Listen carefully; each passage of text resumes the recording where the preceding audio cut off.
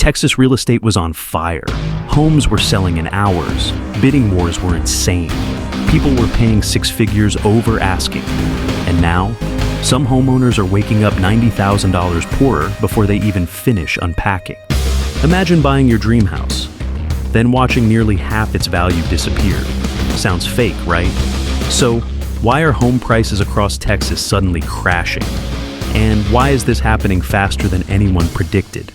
And more importantly, which cities are getting absolutely destroyed next? Let's start counting down. Number 10. Ozona, Texas. When small towns feel big pain. Ozona likes to call itself the biggest little town in the world. But there's nothing little about what just happened to home prices here. Back in 2022, the average home in Ozona cost about $190,000. Fast forward to 2025, that same house, barely $100,000. That's a 47% crash. Basically, you cut your sandwich in half, and someone still takes a bite out of it. So, what went wrong? Ozona's economy depends heavily on oil and gas, an industry that lives and dies by boom and bust cycles. When drilling slows or oil prices dip, towns like Ozona feel it immediately. Now, add mortgage rates hovering around 7%. Suddenly, fewer buyers want to gamble on a remote town with limited job options. And here's the real problem. The median household income in Ozona is only about $46,000, far below the Texas average. Remote work didn't save Ozona either. This isn't a Zoom call town. You show up or you don't work. Listings have exploded, jumping 35% in just 1 year.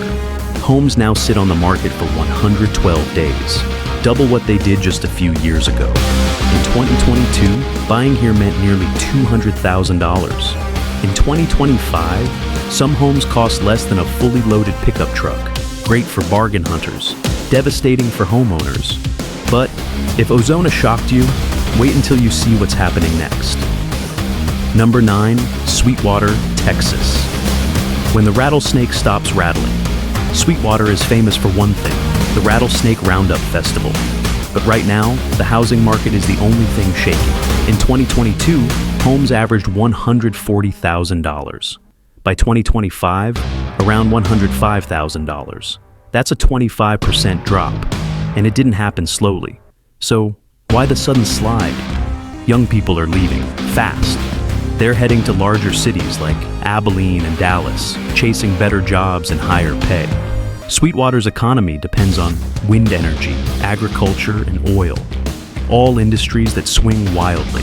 When oil dipped in late 2024, job stability vanished almost overnight. Mortgage rates above 7% made things worse. With a median income of just $48,000, even a $100,000 house suddenly feels expensive. Investors pulled out too. No big tourism scene, no Airbnb gold rush. Inventory jumped 40%, and homes now sit unsold for nearly 100 days. Here's the wild part. Monthly payments actually dropped from about $1,100 to $830. Cheaper homes, but still no buyers. So, if Sweetwater can't catch a break, what happens in towns even more dependent on agriculture? Let's move north. 8. Vernon, Texas. Droughts don't just kill crops. Vernon sits near the Oklahoma border and has always lived off cotton, wheat, and cattle. But droughts don't just destroy crops, they crush housing markets too. In 2022, homes averaged $121,000. In 2025, around $95,000. That's a 21% drop. Farm profits tightened, crop yields fell. Local incomes shrank, and then came the double punch. Property taxes jumped 8% countywide. Mortgage rates stayed high. Buyers vanished. Listings climbed 32%. And homes now sit for over 100 days. Younger buyers, they're skipping Vernon entirely and heading to Wichita Falls for better opportunities. Even though prices are lower, monthly payments still hover around $800, barely cheaper than before. So, if farming towns are hurting, what happens when we hit the coast, where insurance costs are exploding? Let's find out. Number 7. Galveston, Texas. When paradise gets too expensive to insure, Galveston used to be a vacation home goldmine, beachfront living, historic charm, investor paradise. In 2022, average home prices hit $380,000. By 2025, down to $330,000, only a 13% drop. But don't let that fool you. The real killer? Insurance. After multiple active hurricane seasons, insurance premiums exploded. In 2022, about $3,500 per year. Now, many homeowners are paying $7,000 or more. Some insurance bills are higher than mortgage payments. Tourism slowed. Short-term rental rules tightened. Investors ran for the exits. Inventory jumped 29%, and adjustable rate mortgages started resetting higher. Even with lower prices, buyers still pay around $2,300 a month before taxes and insurance. So, Galveston still looks beautiful, but financially, the clouds are getting darker. And if coastal cities are wobbling, what do you think happens to oil towns next? Number 6, Big Spring, Texas. When the spring runs dry. Big Spring sounds, well, big. But its housing market is shrinking fast. In 2020, homes averaged $188,000. By 2025, just $145,000. That's a 23% crash. Oil prices slipped, rigs shut down, layoffs followed, inflation stayed stubborn, mortgage rates stayed high. Listings exploded, up 42%. Homes now sit for 108 days, nearly double what they used to. And here's the cruel irony. Even though prices dropped, monthly payments barely did. Why? Interest rates. Add rising taxes and insurance, now averaging $2,800 per year. And buyers hesitate. For investors, Big Spring looks cheap. For sellers, it feels like quicksand. And we're only halfway through the list. Because the next cities, they fell even harder. Number 5, Georgetown, Texas. When a dream suburb turns into a trap. Georgetown was once the crown jewel of Central Texas. Tree-lined streets, Victorian charm. 30 minutes from Austin. During the pandemic, it exploded. In 2022, the average home price soared to $550,000. By 2025, that number collapsed to $420,000. That's a brutal 23% drop. And for many homeowners, that's not just equity, that's their entire savings. So, what happened? Simple. Prices ran way ahead of reality. Georgetown's median household income sits around $80,000. Solid for Texas, but not nearly enough to support $500,000 homes when mortgage rates hover near 7%. Then came the second hit. Inventory surged 38% in a single year. Remote workers started getting called back to offices. Buyers vanished. Listings piled up. Even with falling prices, monthly payments barely moved, still around $2,900 a month. And then there are the taxes. At roughly 2.2%, a $420,000 home racks up about $9,200 per year in property taxes.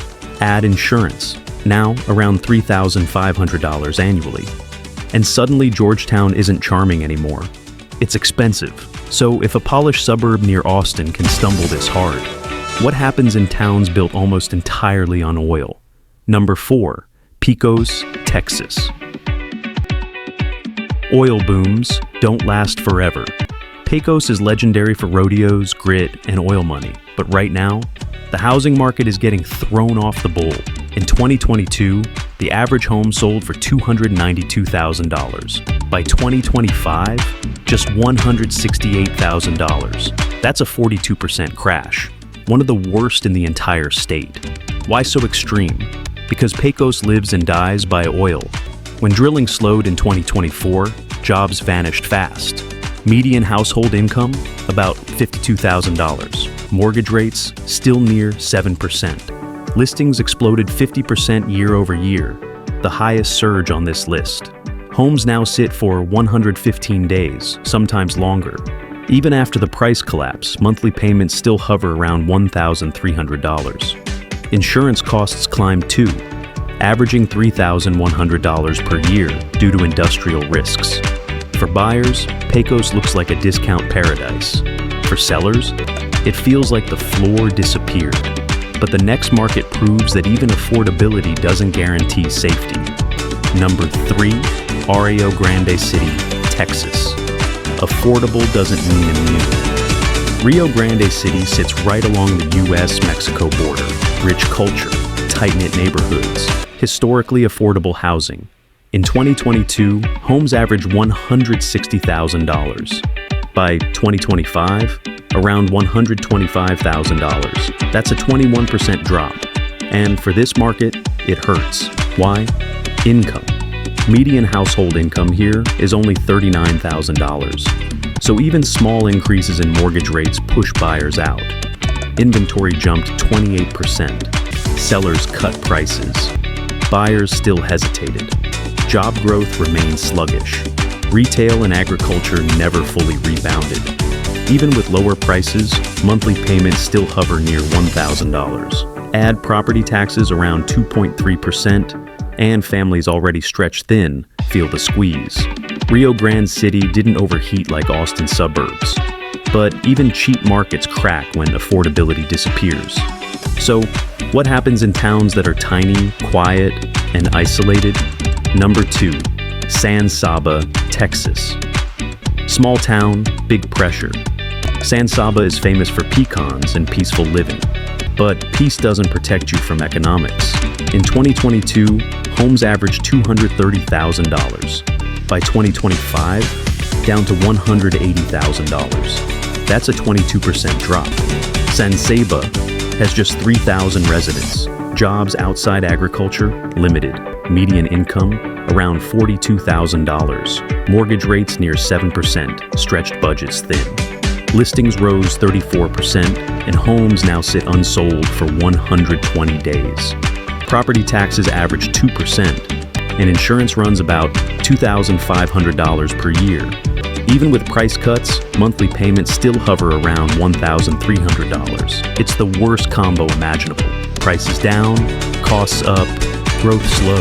So if even peaceful towns are cracking, what happens to a city that grew too fast?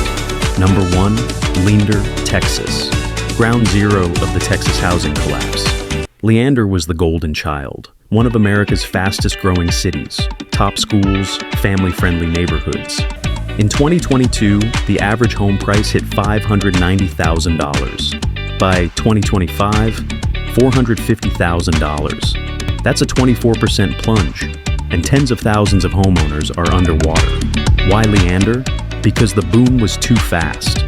Prices outran incomes. Even with a median household income of $92,000, buyers couldn't sustain $600,000 homes at 7% interest. Inventory exploded 45%. Sellers started panicking. And then came the adjustable rate mortgages. Many buyers locked in low teaser rates during the boom. Now those rates are resetting higher. Payments are spiking, and listings are flooding the market. Monthly payments still hover around $3,200. Property taxes, about $10,000 per year. Insurance, over $4,500 annually. Leander is still beautiful, but right now, it's the epicenter of Texas's housing slowdown.